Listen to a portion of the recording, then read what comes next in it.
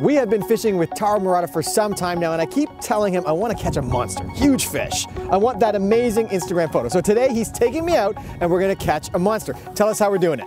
Okay, Jeff, well, this is one of the easiest ways for someone that's just starting out fishing like yourself or an advanced angler to catch a really big fish at their doorstep. We don't have to leave these small harbors. It could be big wind, the big salmon are in and they're staging to go upriver and they're waiting for the rain so the river's high enough so they can run and spawn. But this is a magic window where the big fish are at our fingertips. Are you ready to get them on your fingertips? Let's do it on my fingertips. On your fingertips. 64 degrees, not ideal, it's good, but ideal, I like 58 degrees and lower. The fish seem to go bananas, but we're still gonna get them, I'm confident. Okay, Jeff, this is why it's so easy to catch a big fish. All you gotta do is cast and reel back in. That's it. That's it. And you're just gonna feel bang. No like ripping, jigging, twisting, nothing. Get your rod tip kind of up so you feel the vibration on the lure. For some reason, they kind of like the vibration. When your rod's up like that, it lets the lure wobble a little bit more. You didn't see it, did you? You're blind, baby. You're blind from the facts. You can't see what I can see. He's blind, baby. He's blind from the facts. Blind, I tell you. He never sees anything that I see. Thinks I'm lying. It's frustrating. So one time we can actually catch them using like bass tackle and almost like bass style lures to catch salmon on a cast. Normally you'll be out in 110 feet of water, downrigging or trolling or upriver with a float. So, you know, and so there's one of these little windows where it's just a magical time of the year. Right, Jeff? No. He gave me not one answer at all. He has no love. I don't think he understands the magic or the beauty, but he will one day. One day. They are the strongest fish that we have here in Ontario. They only live 4 years, but in those 4 years, they eat everything in sight and they have so much power.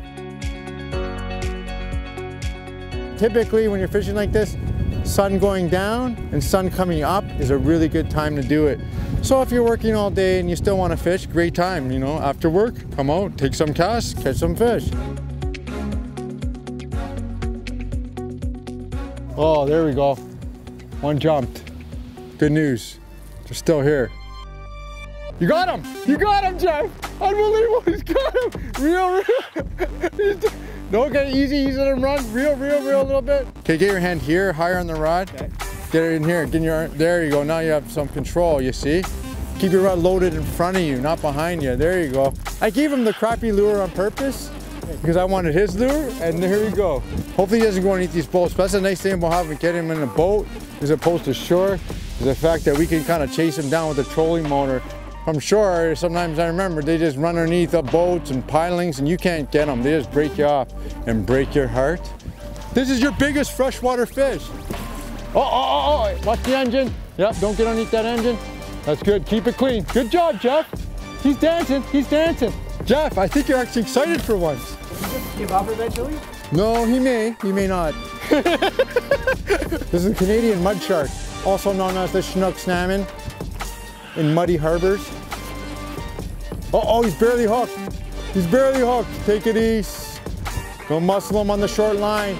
On the short line, they're easy to get off. You gotta baby him when he wants to run there. Key tip for anyone. I want at least 8 feet from the fish to the rod tip. I see so many fish get lost when people reel too short to the fish. Gotta leave length so the rod has some sponge and give. You gotta be careful not to bend that hook too, right? It's only one hook, it's a big fish. One false move, your streams are broken. Oh, no, don't pull tight anymore, easy. That's a nightmare, he's barely hooked. What I want you to do though, when he gets tired kinda, you gotta step backwards behind and then drag the fish towards me kinda by lifting up. Oh. I gotta get him head first. Step backwards, hold the rod a little bit. Ah, I got it! I don't got him! I'm gonna lose him! Got him! I got him! I got him! I got him, Jeff! Jeff, very good. That's your first fish. That's his first salmon. Whoa, squeeze hard here. I'm squeezing. Lift here. You can see the fish. Oh, Jeff! Good one, man. This is a good one. This is a good one. This is a good one. There it is, Jeff. Unreal, man. You did it. You gave them a very good workout, Jeff. Sometimes if they're tilted sideways when they're tired, you just let them go. They'll float away sideways. It's good to get them like upright, so he's faced the right direction in the water, so that the water can go through the gills and they can revive and get his strength back properly. There you go. You went away. Hey! You did it. You can do it. Caught my monster. You did it again.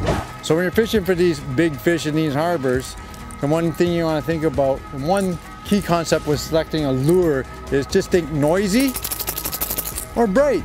You know, you start with those, noisy and bright.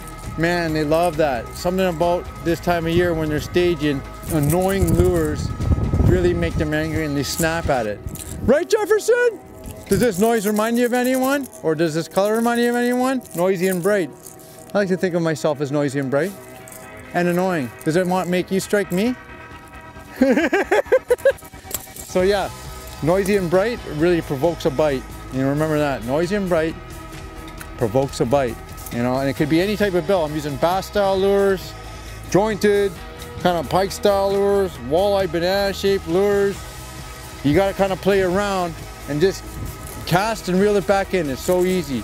And eventually they'll kind of dial in on one or two baits, you know. Sometimes they like these rattle baits and it's all about the rattle baits. If you're not getting bites, keep kind of changing them around. I got an easy clip on here.